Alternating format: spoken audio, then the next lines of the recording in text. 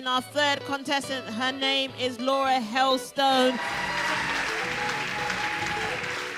Well, wow, hi, that was a welcome. I can see we're going to be friends, so that's good to know to start with. So I'm Laura, I'm from Hull, so you may hear remnants of an accent. It's been a bit problematic over the years. I had a friend who apparently, for the first year that she knew me, literally nodded and smiled at every single thing that I said because she didn't understand what I was saying. There was also, the time I worked in a surfer shop in the city centre. And it was a bit problematic because whenever I went back home, folks were like, can you get me a deal on a 3-piece suite? And I'm like, no, not a surfer shop, a surfer shop.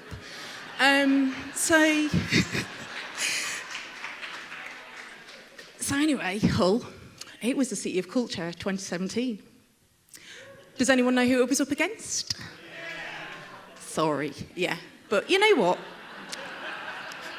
Be a little bit cheeky. I was really proud of Hull because it was my hometown, but I was very gutted for Leicester as well. You know, I was living here.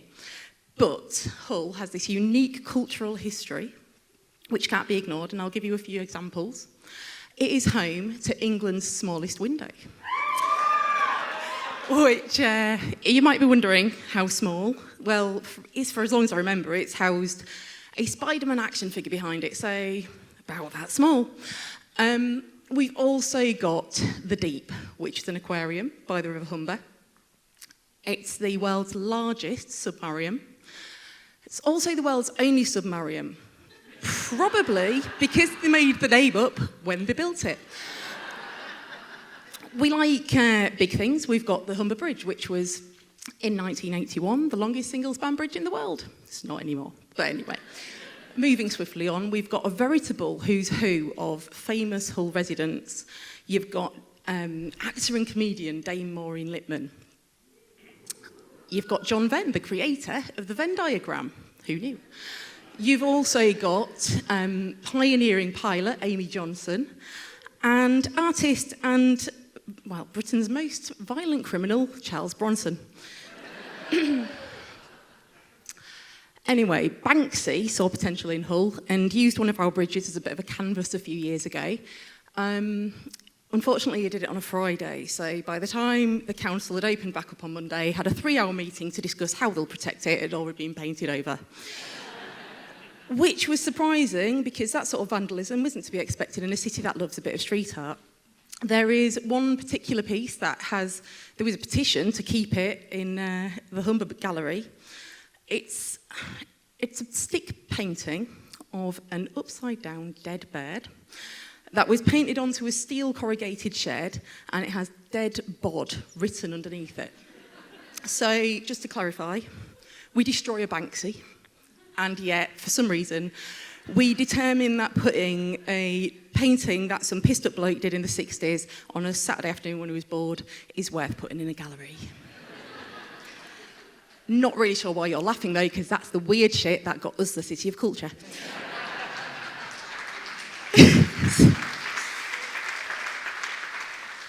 But moving on, I champion Leicester's culture massively. I've worked for the City Council. Well, no, I don't work there anymore, sorry.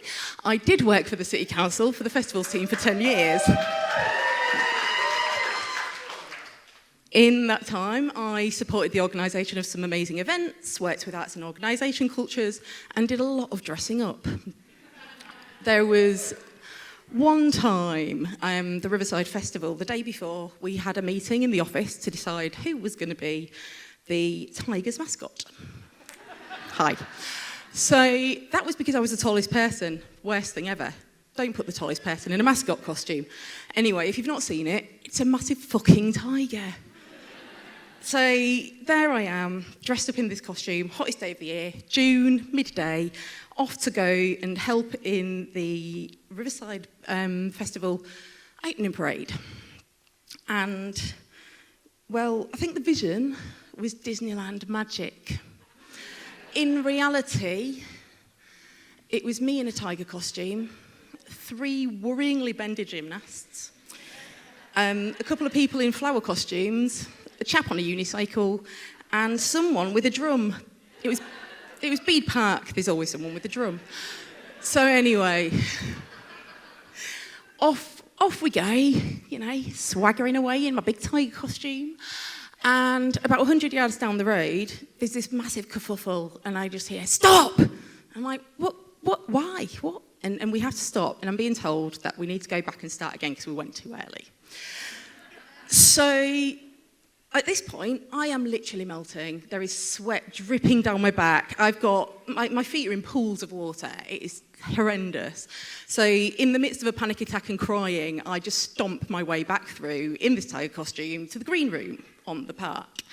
I get back there and I pull the head off. And the relief of not being in this costume anymore was just amazing. But the paws, no opposable thumbs for a start, but couldn't get them off my hands because sweat and elastic don't mix. So I sit there, and after what felt like an eternity, I finally hold my hand out to my colleague and just sort of squeak something through the tears and the sweat.